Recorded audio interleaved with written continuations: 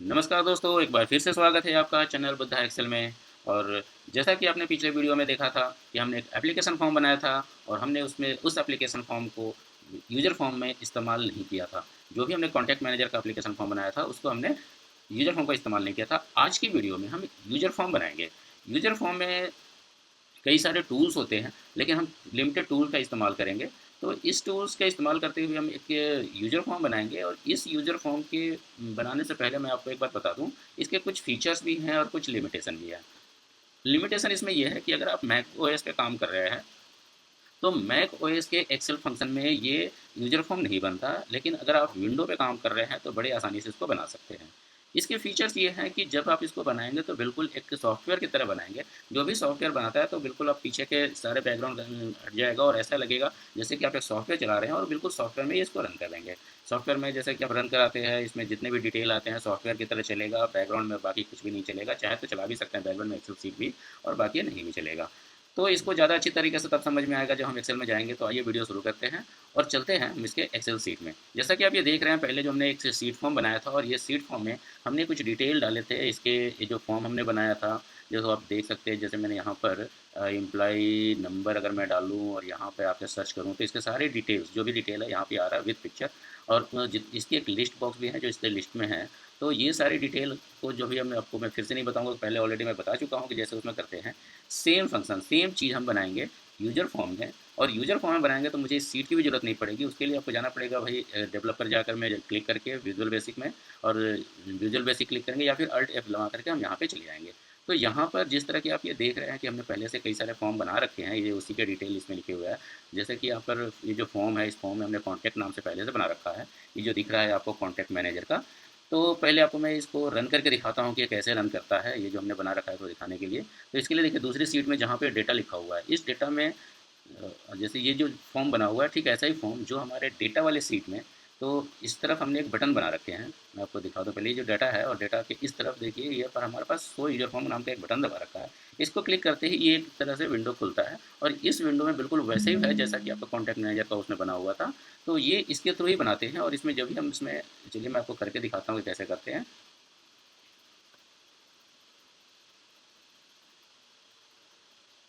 यहाँ पर जैसे कि हमने एम्प्लॉय नंबर डाला और नंबर डालने के बाद जब हमने सर्च किया तो ये सारे डिटेल यहाँ पे आ गए। अब उसके डिटेल आने के बाद अगर मैं कोई नया लेना चाहूँ, जैसे कि मैंने मेरा E5 तक है, मैं E6 में, चलो मैं न्यू क्लियर पहले इसको क्लियर कर देता हूँ। और क्लियर करने के बाद एक नया डिटेल डालना है तो इसमें नए नंबर डालता E6, और E6 लिख करके मैं रेंडमली ऐसे ही कोई भी डेटा डाल देता हूँ। जैसे कि आप ये देख रहे हैं, नाम हमने रख दिया सुरेश कुमार, फादर्स नेम सिद्धेश्वर सिंह। इसमें डेजिग्नेशन में हमने सिलेक्ट कर दिया कॉम्बो बॉक्स के थ्रू। इसमें डेट ऑफ बर्थ हमने डाल दिया 12/7/2001। जेंडर जैसा कि आप जानते हैं यहाँ मेल हो जाएगा। कॉन्टैक्ट नंबर मैं ऐसे ही रेंडमली कुछ भी नंबर डाल देता हूँ। इसमें ईमेल आईडी, उनके ईमेल आईडी के डिटेल डाल देते हैं। फिर आगे जो आएगा हमारे एड्रेस, हम एड्रेस डालेंगे। यहाँ पर हमने एड्रेस लिख दिया, ऐसे ही रेंडमली कोई सा भी एड्रेस लिख दो यहाँ पे। और एड्रेस लिखने के बाद जो और एड्रेस के डिटेल हैं, जैसे कि हमारा लैंडमार्क आएगा, मैं लैंडमार्क यहाँ लिख दूँ। ये हमने लैंडमार्क लिख दिया। फिर सिटी है, सिटी पर लिखेंगे, सिटी एंट्री करेंगे। और सिटी लिखने के बाद ये जो हमारा स्टेट है, स्टेट मुझे अपना बाय डिफॉल्ट कॉम्बो बॉक्स से सेलेक्ट करेंगे। यहाँ पिन कोड डाल दिया, इसमें हॉबी डाल सकते हैं अगर कोई हॉबी है तो। और अदर इन्फॉर्मेशन अगर मेरे पास नहीं है तो नहीं है। हम यहाँ पर पिक्चर इंसर्ट करेंगे और पिक्चर इंसर्ट करके यहाँ पर जो भी पिक्चर के में जाएंगे और जो भी मेरे को पिक्चर सेलेक्ट करना होगा उसको हमने एक पिक्चर सेलेक्ट किया और ओपन कर लिया।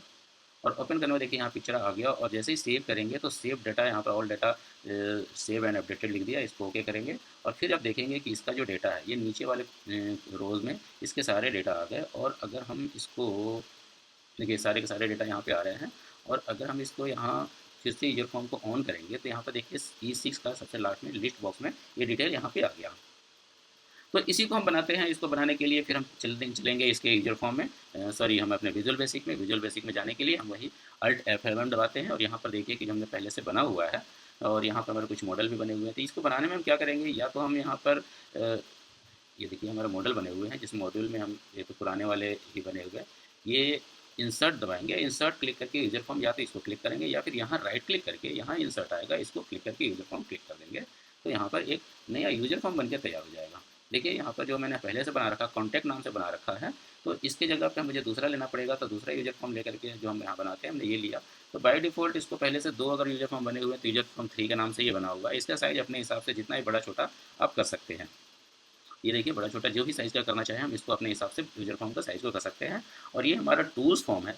इस टूल्स को इसमें आप इसको कहीं भी एडजस्ट करके यहाँ रख लें। और इसका टूल्स जो भी है, या इस टूल्स के मदद करके हम वो सारी चीज़ें हम बनाएंगे। जैसे कि आप ये देख रहे हैं, हर एक फंक्शन के लिए, हर एक चीज़ के लिए टूल्स बने हुए हैं। इसको हम यहाँ से सिलेक्ट करके इस यूजर फॉर्म पे लाएंगे। लेकिन इससे पहले हम इसकी प्रॉपर्टी विंडो है, एक प्रॉपर्टी विंडो भी देख लेते हैं। तो प्रॉपर्टी विंडो के ओपन करने के लिए ये देखिए ऊपर में ये है आइकन, इसको क्लिक करेंगे तो देखिए नीचे यहाँ पर प्रॉपर्टी विंडो खुल गया। इसमें इसके सारे प्रॉपर्टी जो हम सिलेक्टेड है, जैसे कि हमारा सीट सिलेक्टेड है तो सीट के प्रॉपर्टीज़ आएंगे।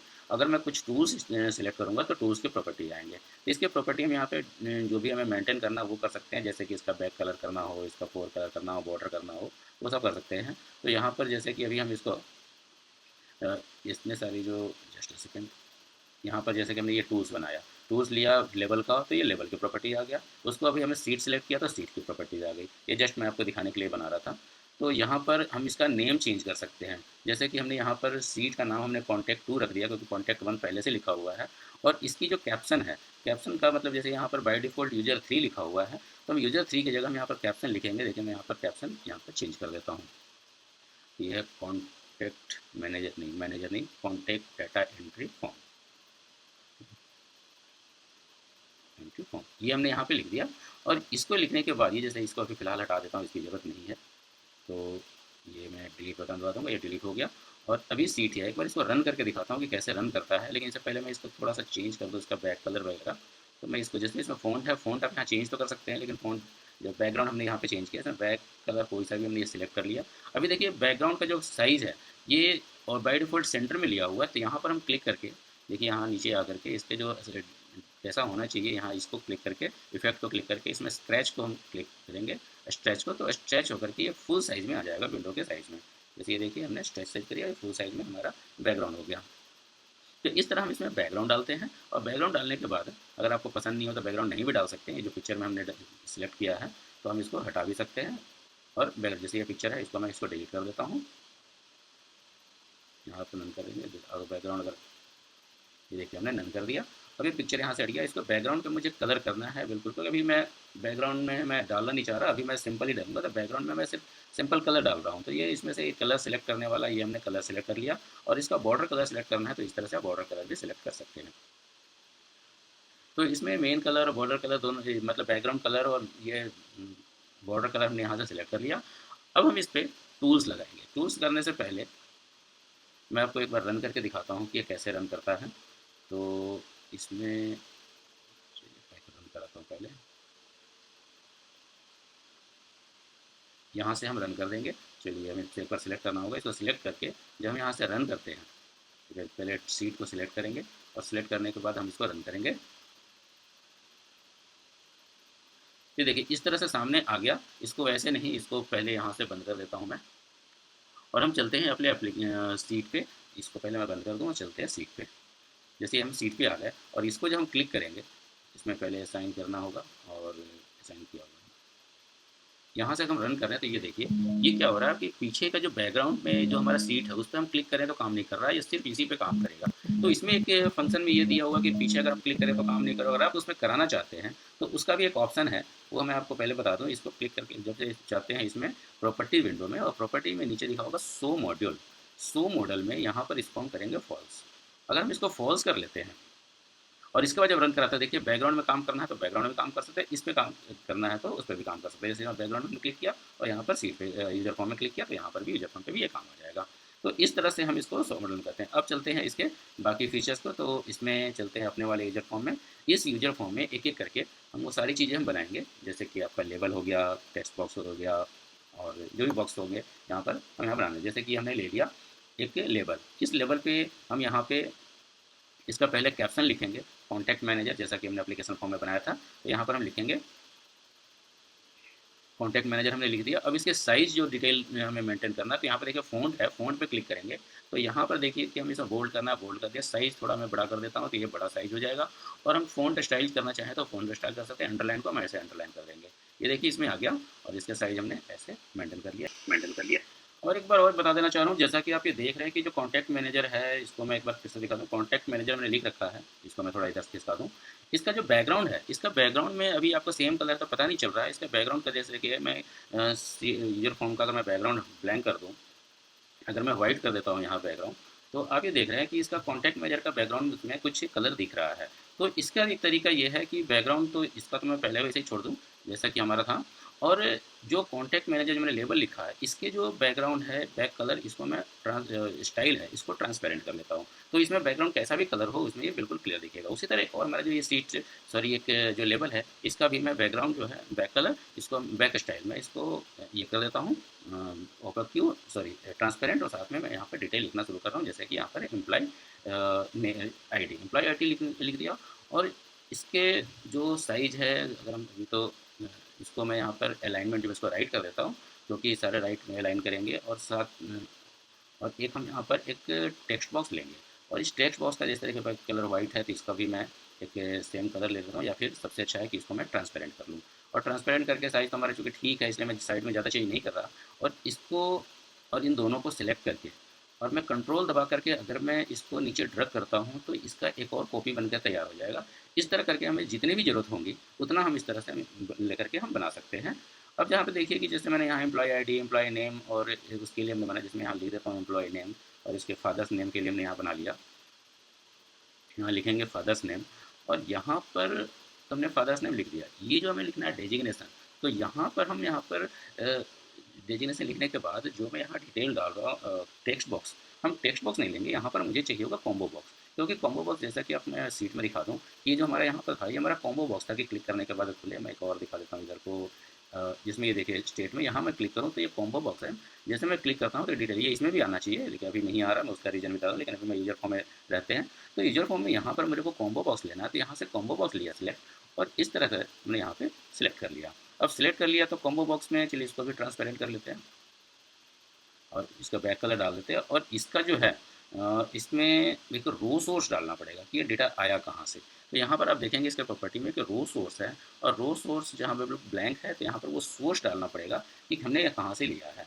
तो ये सोर्स कहाँ से होगा, जैसे यहाँ एक नेम मैनेजर था, हमने जैसे बनाया था नेम मैनेजर, और इस नेम मैनेजर में देखिए, यहाँ देखिए नेम मैनेजर बना हुआ है EDG। तो EDG करके हमने जो नेम मैनेजर बनाया है, तो वो यहाँ पर इसके इसके रो सोर्स में हम EDG लिख देंगे, जैसे कि आप देखिए E_DG एंटर।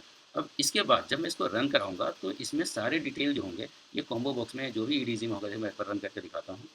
तो इसको मैं थोड़ा एक बार मेंटेन कर लूँ, और इसको मैंने रन किया तो देखिए ये जो इसमें जो भी चाहे आप अपना लिख सकते हैं, क्योंकि टेक्स्ट बॉक्स है। और यहाँ क्लिक करेंगे तो आप सेलेक्ट कर सकते हैं कि EDG में क्या क्या लिखा हुआ है। इसमें एक फ़ायदा ये भी है कि अगर पहले से EDG में डिटेल नहीं होगा, तो भी आप अपनी मर्ज़ी से कोई नया नंबर डालना चाहें, नया नाम डालना चाहें, तो भी यहाँ पे आपका ऐड हो जाएगा। तो इस तरह से हम बनाते हैं इसको कॉम्बो। सॉरी, मैं अपने सीट पे चलता हूँ। ये कॉम्बो बॉक्स बन गया, और कॉम्बो बॉक्स बना करके इसमें आप नेक्स्ट में देखते हैं हमारा क्या है। एक पिक्चर, ये जैसे पिक्चर बनाना है, तो हम इसमें पिक्चर इंसर्ट करेंगे। तो इंसर्ट पिक्चर करने के लिए हम इसके टूल्स में, जैसे कि यहाँ पर लिखा हुआ है इमेज, तो ये इमेज को सिलेक्ट करेंगे, और जितने बड़े साइज़ में लेना चाहें इतना बड़ा साइज़ अपने हिसाब से मेंटेन करके, जिस जगह पोजीशन पर रखना है उस जगह पोजीशन रख लिया। अब इसमें अगर हम चाहें तो डायरेक्ट भी पिक्चर एंटर कर सकते हैं, लेकिन इस डायरेक्ट पिक्चर एंटर करेंगे तो वही पिक्चर एंटर होगा जो हर बार वही शो करेगा। तो हमें तो इंसर्ट पिक्चर के थ्रू करना है, तो हमें बटन बनाना पड़ेगा। तो यहाँ पर हम एक बटन बनाते हैं। ये देखिए यहाँ पर हमने एक बटन बना दिया। तो बटन में तो कमांड बटन लिखेगा बाय डिफ़ॉल्ट, इसमें आप इसको नाम चेंज करके अपना इंसर्ट पिक्चर कर सकते हैं। पहले इसमें कलर चेंज कर ले, और कलर चेंज करके हम यहाँ पर इसके जो कैप्शन है इसमें लिखेंगे इंसर्ट पिक्चर। अब इंसर्ट पिक्चर में कैसे पिक्चर इंसर्ट होगा, जब हम कोड लिखेंगे तब हम बताएंगे। अभी तो पहले इसको एडजस्ट करना है कि कैसे बटन बनाने हैं। तो देखिए बटन बनाना भी हमने बता दिया कि कैसे बन रहा है, कॉम्बो बॉक्स भी बन गया। जैसे कि और क्या रह गया इसमें, जैसे कॉन्टैक्ट मैनेजर में देख रहे हैं कि यहाँ पे एक हमारा लिस्ट रह गया, और कुछ बटन और रह रहे हैं। ये हमारा लिस्ट बॉक्स है, और इस तरह से करके हम इसमें लिस्ट बॉक्स बनाएंगे। इस लिस्ट बॉक्स को भी अगर हम देखेंगे, इसकी प्रॉपर्टीज में अगर हम चले जाएँ, तो इसमें भी मुझे वही जैसे कि मैंने EDG का एक रो सोर्स डाला था, इसमें मुझे रो सोर्स लिखना पड़ेगा। और अभी जैसे बैकग्राउंड से ब्लैक है, तो एकदम इसको ब्लैक कर, हाँ, इसके कितने कॉलम होने चाहिए, कॉलम हेड वो हमें डालना है। कॉलम काउंट हमने डॉट लिया है, और इसमें हम कॉलम के हेडिंग में भी ट्रू कर दिया है। इसके विथ में लिखेंगे कि पहले जैसे आईडी का मुझे छोटा होना चाहिए, नेम का बड़ा होना चाहिए एम्प्लॉय आईडी का, तो उसके हिसाब से अपने हम साइज़ लिख करके हम इसको एडजस्ट कर सकते हैं। जैसे हमने ये साइज़ लिख दिया दोनों का, और ये देखिए ये हमारा देखिए एम्प्लॉय आईडी का छोटा है और नेम का थोड़ा बड़ा सा आ गया। ये हमने यहाँ पे लिख सकते हैं, थोड़ा और बड़ा कर लेते हैं इसको, लेकिन हमने थोड़ा और बड़ा कर लिया। इस तरह करके हमने एक लिस्ट बॉक्स बना लिया। लिस्ट बॉक्स बनाने के बाद इसमें देखिए जो रोज आप देख रहे हैं रो सोर्स, इस रो सोर्स में हम क्या डालेंगे, तो रो सोर्स में जो मेरा जो हमने नाम लिखा है, मैं एक बार चेक कर लूँ कि वहाँ क्या नाम दिया है। जैसे यहाँ पर देखिए फार्मूले में हम नाम देखेंगे, ये हाँ ये देखिए यहाँ से एम्प्लॉय नेम और एम्प्लॉय आईडी, बस इतना ही दो चीज़ आना चाहिए। और इसकी हेडिंग में जो ऊपर लिखा हुआ एम्प्लॉय आईडी, तो सिर्फ इतने डिटेल हमें आने चाहिए। तो इस डिटेल को आने के लिए जैसे हमारा इसमें फार्मूले में नेम मैनेजर में देखिए जो हमारा नाम लिखा पड़ा है यहाँ पे एम्प्लॉय नेम, तो जैसे या तो हम नया नाम डाल बना सकते हैं, लेकिन जैसे मैं आपको ये दिखा रहा हूँ कि कैसे हमने बनाया है। यहाँ पे सेम यही ना हो, उसको ऑफसेट दे करके लिया। ऑफसेट में क्या हुआ, ऊपर की हेडिंग हमने नहीं लिया, ये यहाँ तक जहाँ तक डेटा होगा वहीं तक ये लिखेगा, नीचे हमारा जहाँ तक अगर मुझे नया ऐड होगा तो नए तक के सारे वो डेट यहाँ पे आ जाएंगे, डिटेल आ जाएंगे, और वही डिटेल लिस्ट बॉक्स में शो करेगा। तो ये जो नाम है इसी को हम रो सोर्स में हम यहाँ पे डालते हैं, यहाँ पर आ जाते हैं और इसके रो सोर्स में थोड़ा सा इधर खिसका लूँ, और यहाँ जो रो सोर्स है, रो सोर्स में जो इसके सोर्स हैं वो सोर्स लिख देते हैं यहाँ पे ये।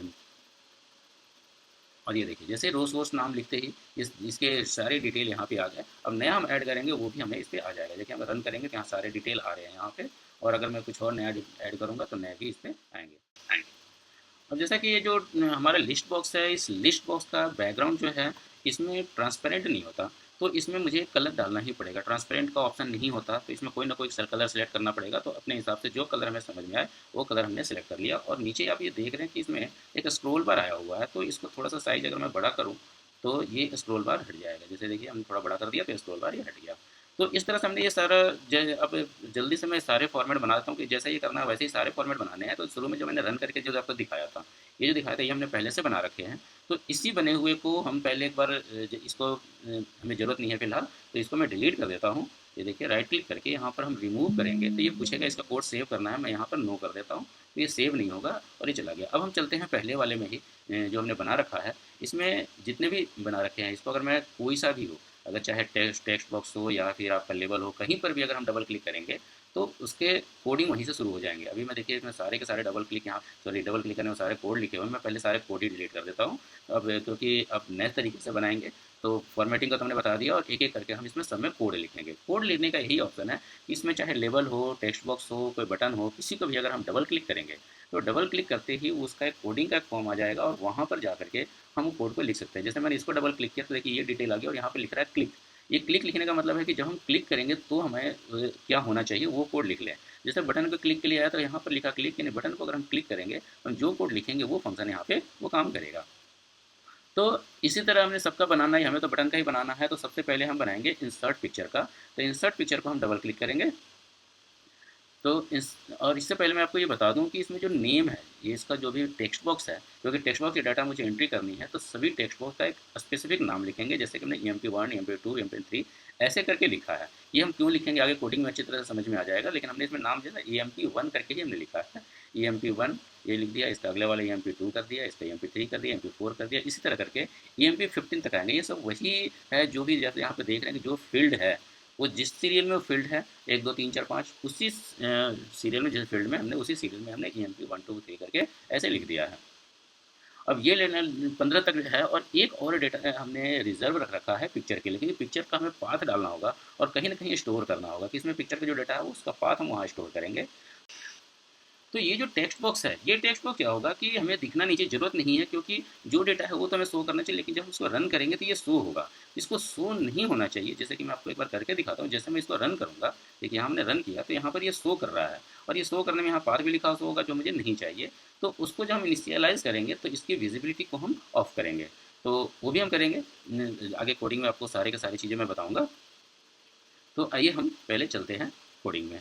तो इसमें देखिए जैसे यूज़र फॉर्म को हमने क्लिक किया, और यूज़र फॉर्म को क्लिक करने के बाद यहाँ पर जो क्लिक लिखा हुआ इसको हम करेंगे इनिशियलाइज। जैसे हमने यहाँ क्लिक किया और यहाँ लिखेंगे इनिशियलाइज, और इनिशियलाइज में लिखेंगे EMP16 dot visible is equal to false. देखिए अब हम जब इसको रन कराएंगे, ठीक है, हम चलते हैं इस पर, और जब हम इसको रन कराएंगे तो यहाँ पर आप देखेंगे कि वो हमें शो नहीं कर रहा है। तो इस तरह से करके हम इनिशियलाइज में हम जिसको चाहें हम शो करा सकते हैं, हाइड करा सकते हैं। यहाँ पर तो दिखेगा क्योंकि यहाँ पर हमने कोडिंग शुरू करी है। तो आइए हम चलाते हैं, बनाते हैं एक कोडिंग पे। इंसर्ट पे हमने डबल क्लिक किया है, और इंसर्ट पे पिक्चर पे हम डबल क्लिक करके यहाँ पर क्लिक ऑप्शन में क्या करना है, वो सब जितने भी हैं इन सब बटन के लिए है, डबल क्लिक करेंगे, और डबल क्लिक करने के बाद उसकी कोडिंग हम वहाँ पे लिखेंगे। तो इंसर्ट पिक्चर के लिए हमने क्या लिखा वो तो देखा ही आपने। तो यहीं पर इंसर्ट पिक्चर में चलते हैं और यहाँ से एक एक करके हम कोड लिखना शुरू करते हैं। देखिए जैसे हमने क्लिक लिखा है, तो क्लिक करने के बाद क्या काम करेगा वो यहाँ पे लिखना। अगर हम क्लिक के लिए हम डबल क्लिक करना चाहें तो वो भी कर सकते हैं, लेकिन अभी क्लिक पे हमने ये बनाया है। तो अब हम यहाँ पर शुरू करते हैं। तो इसके लिए क्या होगा, मुझे एक फाइल पाथ नाम का एक वेरिएबल लेना पड़ेगा कि मुझे फाइल पाथ हमें क्या लेना है। तो यहाँ पर जैसे कि आप देख रहे हैं, थोड़ा मैं ये देखिए हमने लिखा file path is equal to application dot get open file. और तो इसमें क्या होगा कि एक डायलॉग बॉक्स खुलेगा और उसमें हम पिक्चर को हम सिलेक्ट करेंगे। अब हम एक कोड लिखेंगे कि अगर मान लें हमने सिलेक्ट नहीं किया तो उसको लिखेंगे if file path not is equal to false. क्योंकि अगर फॉल्स नहीं है, अगर हमने सिलेक्ट किया है तो हमें क्या करना है, तो वहाँ पर हम देखें, इसलिए हमने नॉट इज इक्वल टू लगाया है। और फिर यहाँ लिखेंगे me dot emp16 is equal to file path. अब जो फाइल पाथ जो भी मेरा पाथ था वो emp16 में हमने डाल दिया, और इमेज पे इसको हम पिक्चर को लोड करेंगे। तो जो हमारा इमेज है इमेज 1 था, तो हम यहाँ पर लिखेंगे, जस्ट सेकेंड,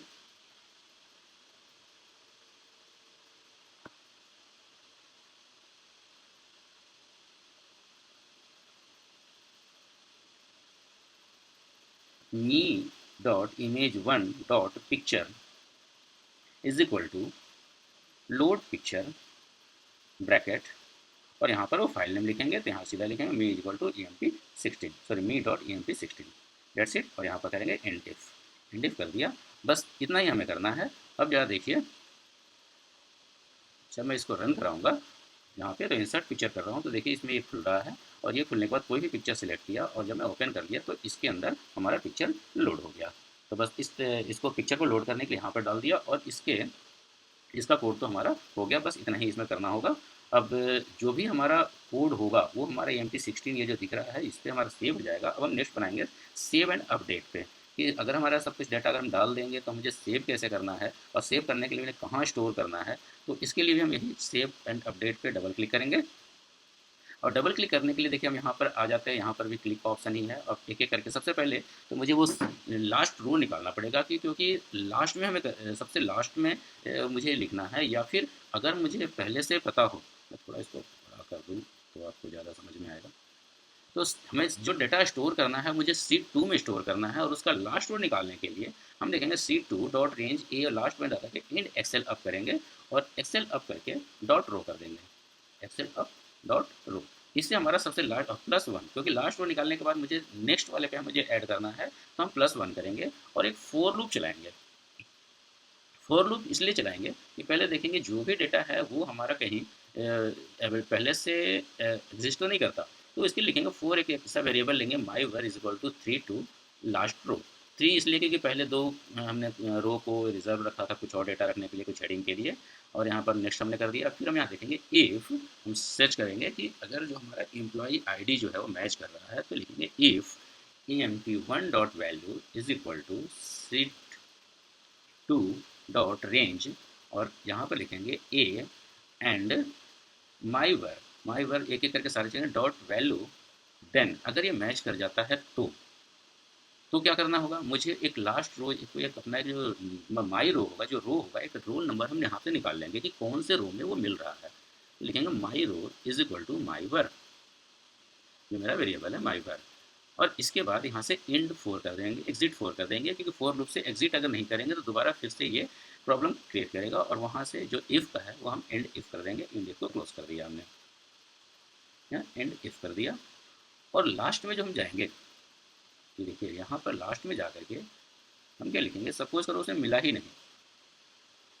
ये देखिए यहाँ पर ये सारे एल्स भी हमें लगाना जरूरी, क्योंकि उसको अगर मिला ही नहीं फिर क्या करेंगे, तो लिखेंगे my row is equal to last row.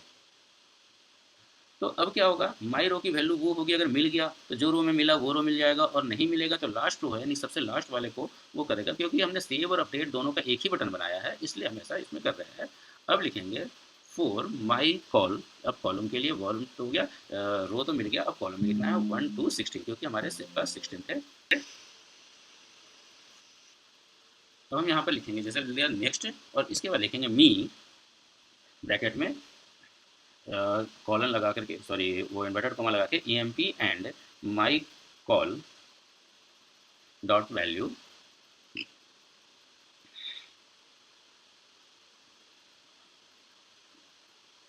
Dot value, और इससे पहले हम लिखेंगे C2 क्योंकि C2 में मुझे डालना है dot range bracket A, sorry range नहीं सेल्स आएगा, सेल्स कॉमा माई रो, लिखेंगे my row comma my col is equal dot value is equal to, बाकी हमने यहाँ लिख दिया, डेट्स इट।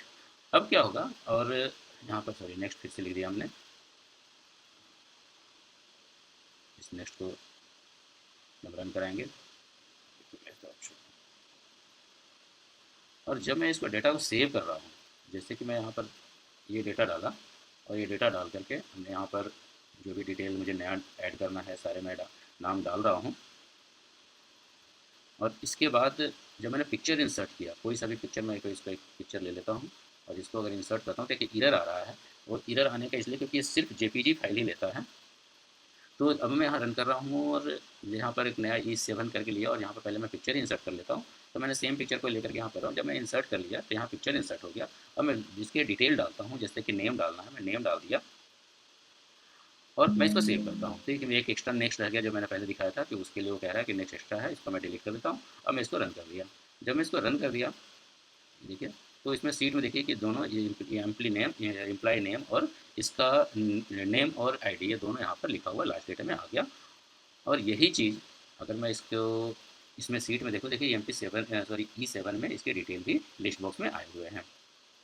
तो अब हम बनाएंगे नेक्स्ट सर्च के लिए। अब सर्च के लिए वही, जब हमने क्लिक किया, क्लिक करने के बाद ये वाली हमने कॉपी कर लिया, क्योंकि इसमें मुझे जब सर्च करना है तो शुरू से लास्ट तक रखना है, तो लास्ट रो निकालना है, तो हमने लास्ट रो निकाला है। इसको मैं फिर से थोड़ा बड़ा कर दूँ,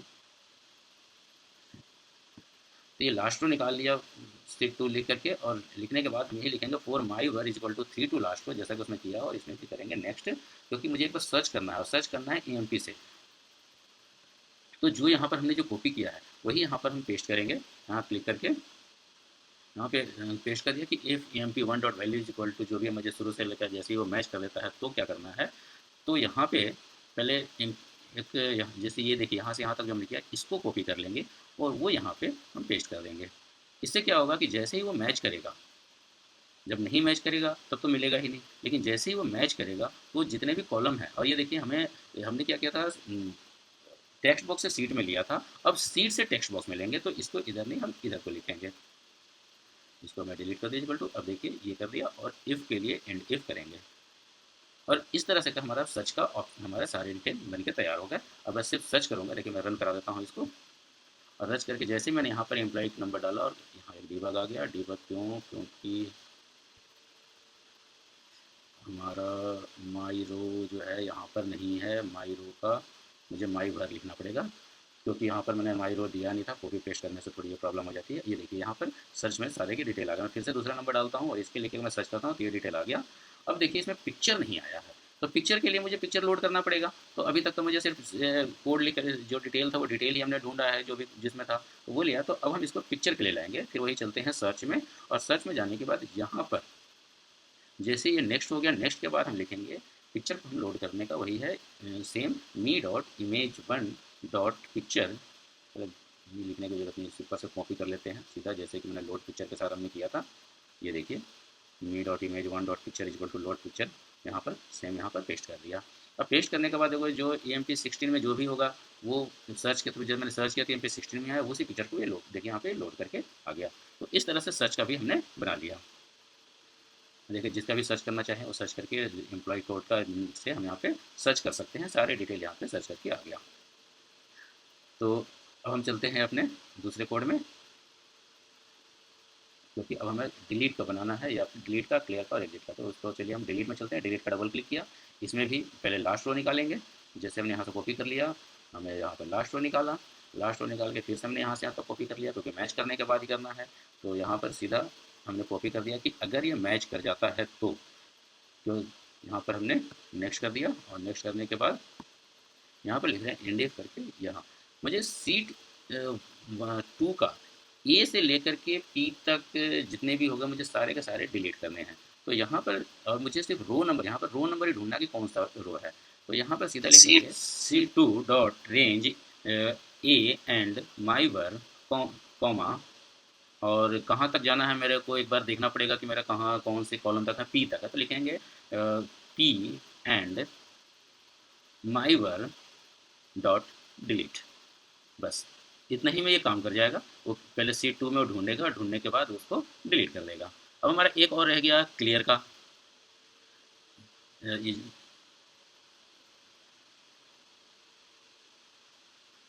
जो हमारा क्लियर के लिए हम डबल क्लिक करेंगे, और डबल क्लिक करने के बाद जो हम यहाँ थोड़ा बड़ा कर लूँ, सेम चीज़ करेंगे। इसमें 4 का जो लूप है हमारे पास, जैसे आप देख रहे हैं यहाँ पे, यहाँ से इसको हमने कॉपी किया और कॉपी करके यहाँ पे हम पेस्ट कर देंगे।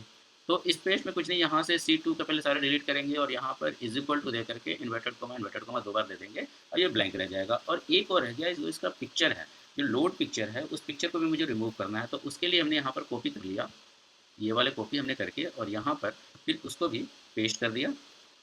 और ये जो लिखा हुआ है मी 16 वाला वहाँ पर खाली छोड़ देंगे। तो वो लोड पिक्चर में कोई देखेगा कुछ नहीं होगा, तो वो ब्लैंक कर देगा। तो इस तरह से हम इसको एक बार रन करके दिखा देता हूँ। यहाँ पर जैसे मैंने डाला, सर्च किया, सर्च का डिटेल आ गया, क्लियर किया, तो देखिए सारे क्लियर हो गया, पिक्चर भी यहाँ से गायब हो गया। तो अब एक और रह गया एग्जिट बटन का, एग्जिट का भी हम आगे बनाएंगे। तो अभी चलते हैं फिर से कोड में, यहाँ एग्जिट में, और यहाँ कुछ नहीं करना है, यहाँ पर सिर्फ लिखेंगे अनलोड मी, इतने पे वो अनलोड हो जाएगा। तो यहाँ पर अब देखिए कि फिर से चलिए मैं इसको रन कराता हूँ। इसको अपने चलते हैं यूजर फॉर्म में। यहाँ पर हम इसको जब रन करवाया, यहाँ पर हमने कुछ लिखा और सर्च किया, तो यहाँ से सर्च हो जाएगा। यहाँ पर नंबर चेंज करके अगर सेव अपडेट करना है, सेव अपडेट हो गया।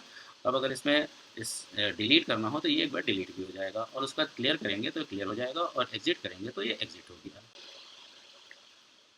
तो उम्मीद है कि आपको आज का ये वीडियो बहुत पसंद आया होगा। अगर आपको पसंद आया होगा तो एक बार इसको यूजर फॉर्म बनाएं, और अगले नेक्स्ट वीडियो में हम आपको इसके इसी यूजर फॉर्म के, मैं इसके एडवांस लेवल पे लेंगे, जो जिन टूल्स का हमने इस्तेमाल नहीं किया है, हम उन टूल्स का भी इस्तेमाल करेंगे। तो तब तक के लिए नमस्कार।